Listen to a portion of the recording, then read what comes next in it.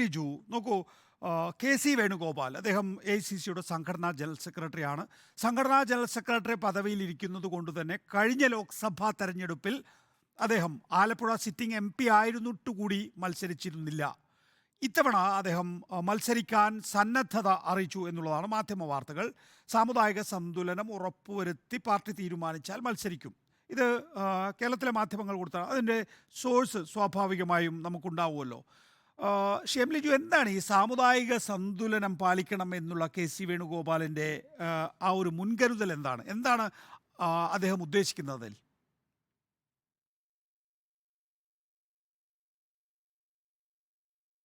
ഒന്ന്, Shri K C Venugopal ഇത്തരത്തിൽ എന്തെങ്കിലും ഒരു പ്രസ്താവന നടത്തിയതായി ഞങ്ങൾക്കറിയില്ല. അപ്പം അദ്ദേഹം അഖിലേന്ത്യാ കോൺഗ്രസ് കമ്മിറ്റിയുടെ ഏറ്റവും സുപ്രധാനമായ ചുമതല വഹിക്കുന്ന നേതാവാണ്. അപ്പം അദ്ദേഹത്തെ സംബന്ധിച്ച് ഇപ്പം കഴിഞ്ഞ തവണ തന്നെ അദ്ദേഹം ആലപ്പുഴയിൽ മത്സരിക്കുകയാണ് എന്നുണ്ടെങ്കിൽ ആലപ്പുഴയിൽ ഏറ്റവും ജനപിന്തുണയുള്ളൊരു നേതാവ് എന്ന നിലയിൽ അദ്ദേഹം ഉറപ്പായി ജയിക്കുമായിരുന്ന കാര്യത്തിൽ സംശയമൊന്നും തന്നെയില്ല. ഇത്തവണയാണെങ്കിലും അദ്ദേഹത്തിൻ്റെ വിജയം സുനിശ്ചിതമാണെന്നാണ് ഞങ്ങൾ ഉറച്ചു വിശ്വസിക്കുന്നത്. അപ്പം മത്സരിക്കുക എന്ന് പറഞ്ഞാൽ അത് തീർച്ചയായിട്ടും ഒരു പ്രത്യേകിച്ച് കോൺഗ്രസിൻ്റെ രാജ്യത്തെ മുഴുവൻ സംഘടനാ പ്രവർത്തനത്തിന് നേതൃത്വം കൊടുക്കുന്നൊരു നേതാവ് എന്ന നിലയിൽ കോൺഗ്രസ് പ്രസിഡന്റിനെയും മറ്റും അനുമതി വേണം എന്നുള്ളത് അദ്ദേഹം നേരത്തെ തന്നെ പറഞ്ഞിട്ടുള്ള കാര്യമാണ്. അപ്പോൾ അത്തരമൊരു സാഹചര്യത്തിൽ അദ്ദേഹം അതുമായി ബന്ധപ്പെട്ട് കോൺഗ്രസ് ഹൈക്കമാൻഡിൻ്റേതായ കൃത്യമായ തീരുമാനം വേണ്ടിവരും. അദ്ദേഹം മത്സരിച്ചാൽ ജയിക്കുകയും ചെയ്യും 100%. പിന്നെ സാമുദായിക സന്തുലിതാവസ്ഥയെക്കുറിച്ചൊക്കെ പറയുന്നത്, കോൺഗ്രസ് എല്ലാ തരത്തിലുള്ള സോഷ്യൽ ബാലൻസ് പാലിക്കാൻ ആഗ്രഹിക്കുന്ന ഒരു പാർട്ടിയാണ്. നമ്മുടെ രാജ്യത്തുള്ള സാമൂഹിക യാഥാർത്ഥ്യങ്ങളെ തിരിച്ചറിഞ്ഞ് സോഷ്യൽ റെപ്രസെൻറ്റേഷനാണ് അത് സോഷ്യൽ ജസ്റ്റിസിൻ്റെ ഭാഗമാണ്, സാമൂഹ്യ നീതിയുടെ ഭാഗമാണത്. അപ്പോൾ അതുകൊണ്ടായിരിക്കണം അത്തരമൊരു പരാമർശം മാധ്യമങ്ങളുടെ ഭാഗത്തുനിന്നുണ്ടായത്. പക്ഷെ അതൊരു ഒഫീഷ്യലായിട്ട് അങ്ങനെ ഏതെങ്കിലും നേതാക്കന്മാർ, പ്രത്യേകിച്ച് കെ സി വേണുഗോപാലും അത്തരം ഒരു പരാമർശം അങ്ങനെ ഒരു പരാമർശം നടത്തിയതായി ഞാനും അവകാശപ്പെട്ടിട്ടില്ല. പക്ഷേ ഇവിടെ ഒരു പ്രധാനപ്പെട്ട കാര്യമുള്ളത്, ഇപ്പോൾ കോൺഗ്രസ് എപ്പോഴും പറയാറുള്ളത് സിറ്റിംഗ് എം പിമാർ മത്സരിക്കൂ എന്നാണല്ലോ. അങ്ങനെയാണെങ്കിൽ സിറ്റിംഗ് എം പി ഇല്ലാത്ത ഒരിടം എന്ന് പറയുന്നത് ആലപ്പുഴ മാത്രമാണ്. അവിടേക്കാണ് കെ സി വേണുഗോപാൽ വരാനുള്ള സാധ്യത. ഒരു സ്പെക്കുലേഷനായി മാത്രം കണക്കാക്കിയാൽ മതി. ഇനി അഥവാ കെ സി വേണുഗോപാൽ അവിടെ വരികയാണ് എങ്കിൽ കോൺഗ്രസ് പട്ടികയിൽ ഒരു മുസ്ലിം പേരില്ല എന്നുള്ള അവസ്ഥ വരും. എന്നാൽ പത്തനംതിട്ട, ഇടുക്കി, എറണാകുളം, ചാലക്കുടി എന്നീ ലോക്സഭാ മണ്ഡലങ്ങളിൽ കോൺഗ്രസിൻ്റേതായി ക്രൈസ്തവ പ്രാതിനിധ്യമുണ്ട്. കോട്ടയത്ത് കേരള കോൺഗ്രസിൻ്റേതായിട്ടുള്ള ക്രൈസ്തവ പ്രാതിനിധ്യമുണ്ട്. അങ്ങനെയാണെങ്കിൽ 5 ക്രൈസ്തവർ അവിടെ വരികയാണ്. കോൺഗ്രസ് പട്ടികയിലും യു ഡി എഫ് പട്ടികയിൽ ആകെയായും വരികയാണ്. ഇപ്പുറത്ത് ഇനി കോൺഗ്രസ് പട്ടികയിൽ ഒരൊറ്റ മുസ്ലിം ഇല്ല. എന്നാൽ യു ഡി എഫ് പട്ടികയിൽ സ്വാഭാവികമായും മലപ്പുറത്തും പൊന്നാനിയിലും 2 മുസ്ലിങ്ങൾ ഉണ്ടാകും.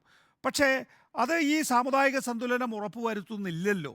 പ്രത്യേകിച്ച് വയനാട് ലോക്സഭാ സീറ്റ് അല്ലെങ്കിൽ 3ാം സീറ്റ് മുസ്ലിം ലീഗ് ആവശ്യപ്പെടുമ്പോൾ ഈ സാമുദായിക സന്തുലനമായിരുന്നു മുസ്ലിം ലീഗിൻ്റെ മനസ്സിൽ.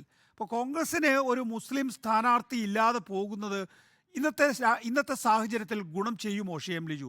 അതോ ഇനി വയനാട്ടിൽ രാഹുൽ ഗാന്ധി വരുന്നില്ല, അങ്ങനെയാണെങ്കിൽ ഒരു മുസ്ലിം സ്ഥാനാർത്ഥി അവിടെ നിർത്തുക, ഞാൻ ആലപ്പുഴയിൽ മത്സരിച്ചു കൊള്ളാം എന്നാണോ ഈ കെ സി വേണുഗോപാൽ വളഞ്ഞുകൊണ്ട് പറഞ്ഞത്?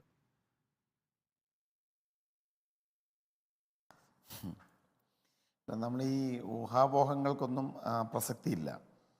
ഒന്ന്, ഇപ്പോൾ സിറ്റിംഗ് എം പിമാർ കോൺഗ്രസിൻ്റെ കഴിഞ്ഞ തവണ 19 സീറ്റും യു ഡി എഫ് ആണ് ജയിച്ചത്. അതുകൊണ്ട് തന്നെ കോൺഗ്രസിൻ്റെ സിറ്റിംഗ് എം പിമാരുണ്ട് എന്നൊരു യാഥാർത്ഥ്യമാണ്. പക്ഷെ ഔദ്യോഗികമായ പ്രഖ്യാപനം പുറത്തു വരുന്നത് വരെ ഒരാളും അങ്ങനെ ഒരു 100%ഉള്ളൊരു പ്രഖ്യാപനം അല്ലെങ്കിൽ 100% ഉറപ്പും ആർക്കുമില്ല. കോൺഗ്രസ് ഹൈക്കമാൻഡ് വിജയസാധ്യത കണക്കിലെടുത്ത് ഔദ്യോഗികമായി സ്ഥാനാർത്ഥി പ്രഖ്യാപനം നടത്തുമ്പോൾ മാത്രമേ സ്ഥാനാർത്ഥികൾ ഔദ്യോഗികമാവുകയുള്ളൂ. പിന്നെ സാമുദായിക പ്രാതിനിധ്യത്തെ സംബന്ധിച്ച് ഇപ്പോൾ നമുക്കറിയാം, കോൺഗ്രസ് പാർട്ടി സാമുദായിക പ്രാതിനിധ്യത്തിന് പ്രാധാന്യം കൊടുക്കുന്നൊരു രാഷ്ട്രീയ പാർട്ടിയാണ്. അത് മന്ത്രിസഭയിലാണെങ്കിലും അങ്ങനെ തന്നെ ആയിരിക്കും. ലോക്സഭാ തെരഞ്ഞെടുപ്പോഴും അത്തരമൊരു ബാലൻസ് കീപ്പ് ചെയ്യാൻ ശ്രമിക്കാറുണ്ട്. അപ്പോൾ അന്തിമ പട്ടിക പുറത്തു വരുമ്പോൾ തീർച്ചയായിട്ടും ഞങ്ങൾ അത്തരമൊരു പ്രാതിനിധ്യം ഉറപ്പ് വരുത്തും. രാജ്യസഭാ തെരഞ്ഞെടുപ്പ് വന്നപ്പോൾ കോൺഗ്രസ് ഒരു കഴിഞ്ഞ തവണ ലോക്സഭാ തെരഞ്ഞെടുപ്പിൽ മുസ്ലിം സമുദായത്തിൽപ്പെട്ട ഒരു എം പി കോൺഗ്രസിനുണ്ടായിരുന്നില്ല. ഉണ്ടായിരുന്ന സ്ഥാനാർത്ഥിയായ ശ്രീമതി ഷാനിമോൾ ഉസ്മാൻ പരാജയപ്പെട്ടു. പക്ഷേ രാജ്യസഭാ സീറ്റ് വന്നപ്പോൾ ശ്രീമതി ജമീം എത്രയാണ് നിർത്തിയത്? അപ്പോൾ ഒരു വനിതാ മുസ്ലിം പ്രാതിനിധ്യം ഇല്ലാതിരുന്ന ഒരു കാര്യത്തെ രാജ്യസഭാ തെരഞ്ഞെടുപ്പിലൂടെ കൃത്യമായി റെപ്രസെൻ്റ് ചെയ്യാൻ കോൺഗ്രസിന് സാധിച്ചു. അപ്പോൾ എന്ന് ഞാൻ പറഞ്ഞതിൻ്റെ അർത്ഥം പുതുതായിട്ട് വരുമ്പോൾ അതുണ്ടാവില്ല എന്നല്ല. അപ്പോൾ അതൊക്കെ അന്തിമ പട്ടിക വരുമ്പോൾ കൃത്യമായ ഒരു ബാലൻസ് കോൺഗ്രസ് കീപ്പ് ചെയ്തിരിക്കും. എനിക്ക് അങ്ങനെയാണ് മനസ്സിലാവുന്നത്. അങ്ങനെയാണെങ്കിൽ ശ്രീ ലിജു പറയുന്നതെന്ന് വെച്ചാൽ വെറും ലോക്സഭാംഗങ്ങളെ വെച്ചുകൊണ്ടല്ല സാമുദായിക സന്തുലനം പാലിക്കാൻ കോൺഗ്രസ് ആലോചിക്കുന്നത്, രാജ്യസഭയും ലോക്സഭയും ചേർത്തുകൊണ്ടാണ്. ഇപ്പോൾ രാജ്യസഭയിലുള്ള 2 അംഗങ്ങളും മുസ്ലിം സമുദായക്കാരാണ്. ഇനിയിപ്പോ മുസ്ലിം സമുദായത്തിൽ തന്നെ പെട്ട മറ്റൊരാളെയാണ് മുസ്ലിം ലീഗ് അയക്കാൻ പോകുന്നത്. അങ്ങനെയാകുമ്പോൾ 3 രാജ്യസഭാ സീറ്റുകളും മുസ്ലിം പ്രാതിനിധ്യമാകും. ഒരു പോസ്റ്റുലേറ്റ് ആയിട്ട് പറയരുത്. ഒരു കേവലം ഞാൻ അങ്ങനെ പറഞ്ഞില്ല. ഞാൻ പൊതുവായ സാഹചര്യം ഇവിടെ കഴിഞ്ഞ തവണത്തെ സിറ്റുവേഷൻ പറഞ്ഞുകൊണ്ടാണ് ഞാൻ പറഞ്ഞത്. എന്നതിൻ്റെ അർത്ഥം രാജ്യസഭ ഉള്ളതുകൊണ്ട് ലോക്സഭ കൊടുക്കണ്ട എന്നല്ല. കഴിഞ്ഞ തവണ തന്നെ ഒരു റെപ്രസെൻറ്റേഷൻ ഇല്ലാതെ വന്നപ്പോൾ ഒഴിവ് വന്ന രാജ്യസഭ കൊടുത്തുകൊണ്ട് ആ പരാജയത്തിലൂടെ ഉണ്ടായ റെപ്രസെൻറ്റേഷൻ നഷ്ടം ഒഴിവാക്കിയെന്നാണ് ഞാൻ പറഞ്ഞത്. അതിൻ്റെ അർത്ഥം ഇത്തവണത്തെ ലോക്സഭാ സീറ്റ് കൊടുക്കില്ല എന്നല്ല. അത് മൊത്തത്തിൽ സ്ഥാനാർത്ഥികളുടെ ലിസ്റ്റ് വരുമ്പോഴേ മാത്രമേ നമുക്കത് പറയാൻ സാധിക്കുകയുള്ളൂ. നോക്കൂ എം ലിജു, അതാണ് എൻ്റെ ചോദ്യം. താങ്കൾ തന്നെ ശരിയാവണ്ണം ചൂണ്ടിക്കാണിച്ചതുപോലെ സാധാരണഗതിയിൽ ഇടതുപക്ഷം അങ്ങനെ സാമുദായിക സന്തുലനമൊന്നും പ്രകടമായ രീതിയിൽ പാലിക്കാറില്ല. ഇപ്പോൾ കഴിഞ്ഞ മന്ത്രിസഭയാണെങ്കിലും അതിന് മുമ്പത്തെ മന്ത്രിസഭയാണെങ്കിലും ഒക്കെ തന്നെയും നമുക്കറിയാം ചില സമുദായങ്ങൾക്ക് വലിയ രീതിയിലുള്ള പ്രാതിനിധ്യം ഉണ്ടായിട്ടുണ്ട്, ചില സമുദായങ്ങൾ പൂർണ്ണമായും ഇല്ലാതായിട്ടുണ്ട്. ഇപ്പോൾ തന്നെ ലത്തീൻ കത്തോലിക്ക സമുദായത്തിൽപ്പെട്ട ഒരാൾ കേരള മന്ത്രിസഭയിലില്ല. അത് ഞങ്ങൾ അങ്ങനെ നോക്കാറില്ല എന്നാണല്ലോ അവരെപ്പോഴും വിശദീകരിക്കാറുള്ളത്. പക്ഷേ അതിൽ നിന്ന് വ്യത്യസ്തമാണ് UDF എന്നും നമുക്കറിയാം. ഇപ്പോൾ നോക്കൂ, പത്തനംതിട്ട, കോട്ടയം, ഇടുക്കി, എറണാകുളം, ചാലക്കുടി എന്നീ ലോക്സഭാ മണ്ഡലങ്ങളിൽ സ്ഥാനാർത്ഥികളായിരിക്കുന്നത് ക്രൈസ്തവ സമുദായത്തിൽപ്പെട്ടവരാണ്. അതേസമയം ഇതുവരെ ലിസ്റ്റിൽ ഒരു മുസ്ലിം കടന്നു വന്നിട്ടുമില്ല. 28% വരുന്ന മുസ്ലിങ്ങളെ അങ്ങനെ മാറ്റി നിർത്തുന്നതിനെതിരെയാണ് യഥാർത്ഥത്തിൽ ഈ 3-ാം സീറ്റ് എന്ന ആവശ്യവുമായി UDF മുന്നോട്ട് വരാൻ കാരണം എന്ന നിലപാട് അവർ ഒളിച്ചും പാത്തും ഒക്കെ പറയുന്നുണ്ടല്ലോ. അക്കാര്യത്തിൽ കോൺഗ്രസിൻ്റെ നിലപാട് എന്താണ്? ഒരാളെങ്കിലും ലിസ്റ്റിൽ ഉണ്ടാകുമോ ഇല്ലയോ?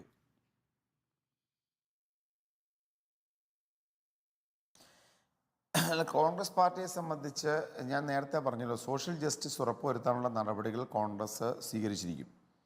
അത് ഇപ്പം ലിസ്റ്റ് പുറത്തു വരുമ്പോൾ ഇപ്പം കൃത്യമായി എത്ര പേരുണ്ടാകും, ചിലപ്പോൾ ഒരാളാണോ അല്ലെങ്കിൽ കൂടുതൽ ആളുകളാണോ ഉണ്ടാകുന്നതെന്ന് ഇപ്പോൾ തീർച്ചയായിട്ടും പറയാൻ സാധിക്കില്ല. പക്ഷെ ഞാൻ ഉദാഹരണ സഹിതം ചൂണ്ടിക്കാണിച്ചത് കഴിഞ്ഞ തവണ അത്തരം ഒരു റെപ്രസെൻറ്റേഷൻ കുറഞ്ഞപ്പോൾ കോൺഗ്രസ് എടുത്തൊരു നടപടിയാണ്. അതിലൂടെ ഒരു ഇന്ത്യൻ പാർലമെൻറ്റിൽ അപ്പർ ഹൗസും ഉണ്ട് ലോവർ ഹൗസും ഉണ്ട്. ഒരു ലോവർ ഹൗസിൽ പ്രാതിനിധ്യം കുറഞ്ഞു കഴിഞ്ഞപ്പോൾ അപ്പർ ഹൗസിലൂടെ ആ റെപ്രസെൻറ്റേഷൻ പരിഹരിക്കപ്പെട്ടു. അല്ലെങ്കിൽ ആ ഒരു വിഷമത്തെ അഡ്രസ്സ് ചെയ്ത് കോൺഗ്രസ് പാർട്ടി മുന്നോട്ട് പോയി. നേരത്തെ ശ്രീ നികേഷ് തന്നെ പറഞ്ഞതുപോലെ സോഷ്യൽ ജസ്റ്റിസിനെ കുറിച്ച് പറയുമ്പോൾ CPM-നെ സംബന്ധിച്ച് അത്തരം ഒരു കാര്യം അവർ നോക്കാറില്ല എന്നൊരു യാഥാർത്ഥ്യമാണ്. ഇന്ത്യൻ സാഹചര്യത്തിൽ ഉണ്ടായിരുന്ന ജാതി പോലെയുള്ള കാര്യങ്ങളെ അല്ലെങ്കിൽ ഒരു കാസ്റ്റിനെ ക്ലാസ് കൊണ്ട് മാത്രം അഡ്രസ്സ് ചെയ്തതിൻ്റെതായ കുഴപ്പം കമ്മ്യൂണിസ്റ്റ് പാർട്ടിക്ക് ഉണ്ടായിട്ടുമുണ്ട്. കാസ്റ്റ് മൂലം ജനസമൂഹത്തിനുണ്ടായിരുന്ന വൈഷമ്യങ്ങൾ, അവരുടെ ജീവിതത്തിലുണ്ടായ തിരിച്ചടികളെ അഡ്രസ്സ് ചെയ്യാൻ CPM ശ്രമിക്കാതിരുന്നത് അത് ഭാവി ചരിത്രം എങ്ങനെ വിലയിരുത്തുമെന്നുള്ളത് നമ്മൾ കണ്ടറിയേണ്ട ഒരു കാര്യമാണ്. ഞാൻ അതിലെ ഒരു ആശയപരമായ ഒരു ചർച്ചയിലേക്ക് പോകാൻ ആഗ്രഹിക്കുന്നില്ല. ഞങ്ങളുടെ കാര്യത്തിൽ ഞാൻ പറയാൻ ആഗ്രഹിക്കുന്നു, ഞങ്ങൾ സോഷ്യൽ ജസ്റ്റിസ് ഉറപ്പുവരുന്നൊരു പാർട്ടിയാണ്. അതിൻ്റെ ഏറ്റക്കുറച്ചിലുകൾ വെച്ച്, അതിൻ്റെ ശതമാനം വെച്ച് ഇങ്ങനെ അത്തരത്തിലൊന്നും ചർച്ച ചെയ്യപ്പെടും. അത് അത്തരത്തിലല്ല അതിനെ കാണേണ്ടത്. പക്ഷേ അവിടെ നോക്കൂ, 100% നമ്മൾ ഈ ദിവസങ്ങളിൽ ഉറപ്പുവരുത്തുക എന്നത് ഈ ലോക്സഭാ തെരഞ്ഞെടുപ്പിൻ്റെ കാലഘട്ടത്തിൽ ഉയർന്നു വന്നിട്ടുള്ള ഏറ്റവും പ്രധാനപ്പെട്ട ചർച്ച എന്താണ്? മുസ്ലിം ലീഗിൻ്റെ 3-ാം സീറ്റാണ്. ആ 3-ാം സീറ്റിൽ LDF വലിയ നിലയിൽ രാഷ്ട്രീയമായി മുതലെടുക്കാൻ ശ്രമിച്ചതും നമ്മൾ കണ്ടിട്ടുള്ളതാണ്. എന്താ LDF-ൻ്റെ കൺവീനർ EP ജയരാജൻ പറഞ്ഞത്? ഒറ്റയ്ക്ക് നിന്നാൽ 2-ൽ കൂടുതൽ സീറ്റുകളിൽ മുസ്ലിം ലീഗ് ജയിക്കും. മുസ്ലിം ലീഗിന് 2-ൽ കൂടുതൽ സീറ്റുകൾ അർഹതയുള്ളതാണ്. 1962-ലും 2 സീറ്റ്, ഇപ്പോഴും 2 സീറ്റ് എന്നൊക്കെ പറഞ്ഞ് അതിനെ കൊഴുപ്പ് കൂട്ടാനാണ് ശ്രമം നടത്തുന്നത്. അപ്പോൾ മുസ്ലിം ലീഗിന് കൂടുതൽ സീറ്റ് വേണം, മുസ്ലിം സമുദായത്തിന് കൂടുതൽ സീറ്റ് വേണം എന്ന നിലപാട് LDF-നുണ്ട് എന്നാണല്ലോ കരുതേണ്ടത്. അപ്പോൾ LDF അത് സ്വന്തം പാളയത്തിൽ ചെയ്തിട്ടുണ്ടോ? ഉണ്ട്. V Wasif, KS Hamza, Elamaram Kareem, A മാരിഫ് 4 മുസ്ലിം സ്ഥാനാർത്ഥികളെ CPM എന്ന പാർട്ടി മാത്രം മുൻനിർത്തിയിട്ടുണ്ട്. അങ്ങനെ മുൻനിർത്തിയാണ് CPM ഈ വിഷയത്തിൽ ഒരു കരുനീക്കം നടത്തുന്നത്. എം ലിജു, അതിനെങ്ങനെയാണ് UDF പ്രതിരോധിക്കാൻ പോകുന്നത്? ഇത് ഒരു ഇരട്ടത്താപ്പ് എന്തിനാണ് ശ്രീ MV നികേഷ് കുമാർ? ഇപ്പം താങ്കൾ മന്ത്രിസഭയുടെ കാര്യം പറഞ്ഞപ്പോൾ താങ്കൾ പറഞ്ഞു CPM പോലൊരു പാർട്ടി ഇതൊന്നും നോക്കാറില്ല. മന്ത്രിസഭയിലെ 10-13 അംഗങ്ങൾ ഒരു സമുദായത്തിൽപ്പെട്ടവരാകും. അതിനകത്ത് അവർ സാമൂഹ്യനീതി നോക്കില്ല. കാരണം അവരുടെ പാർട്ടിയിൽ ആ ഒരു പ്രസക്തിയില്ല. എന്നിട്ട് അതേ നാവ് കൊണ്ട് തന്നെ പറയുകയാണ് EP ജയരാജൻ ലോക്സഭയിൽ സാമൂഹ്യനീതി വേണം, നിയമസഭയിലും മന്ത്രിസഭയിലും സാമൂഹ്യനീതി വേണ്ട എന്നൊരു കാഴ്ചപ്പാടുണ്ടോ? അങ്ങനെ പോളിറ്റ് ബ്യൂറോയ്ക്ക് അങ്ങനെ ഒരു നിലപാടുണ്ടോ?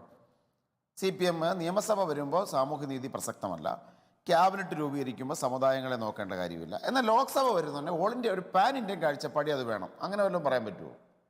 അപ്പോൾ അത് തന്നെ ഒരു ഹിപ്പോക്രസി അല്ലേ? പക്ഷേ ഇന്നത്തെ രാഷ്ട്രീയമാണ് ശ്രീ എം ലിജു.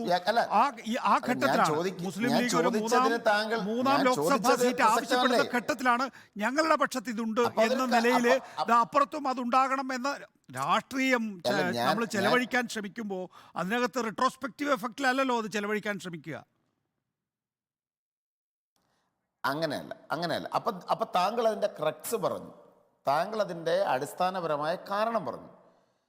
നിയമസഭയിലോ മറ്റു തരത്തിലോ ഒരു തരത്തിലുള്ള സോഷ്യൽ ജസ്റ്റിസ് ഉറപ്പുവരുത്താൻ ആഗ്രഹിക്കാത്തൊരു പാർട്ടി, അത്തരത്തിലുള്ള സോഷ്യൽ ജസ്റ്റിസ് ശരിയല്ല, സംവരണത്തിൽ പോലും സാമ്പത്തിക മാനദണ്ഡമാണ് എടുക്കേണ്ടതെന്ന് പറയുന്ന സാമൂഹ്യ നീതിക്ക് പ്രസക്തി കൊടുക്കാത്തൊരു രാഷ്ട്രീയ പാർട്ടി മുസ്ലിം ലീഗ് എന്ന് പറയുന്ന രാഷ്ട്രീയ പാർട്ടിയെ ഏതെങ്കിലും തരത്തിൽ സ്വാധീനിക്കുക എന്ന ലക്ഷ്യം വെച്ചുകൊണ്ട് സമുദായത്തിന്റെ പ്രാതിനിധ്യം പറയുന്നതിനെ ആ അർത്ഥത്തിൽ മാത്രം കണ്ടാൽ പോരെ? ശരി, അപ്പൊ പിന്നെ അതിനെന്തിനാ താങ്കൾ അരുൺ കുമാർ, എനിക്ക് ബ്രേക്കിലേക്ക് പോകേണ്ട സമയം കഴിഞ്ഞിരിക്കുന്നു.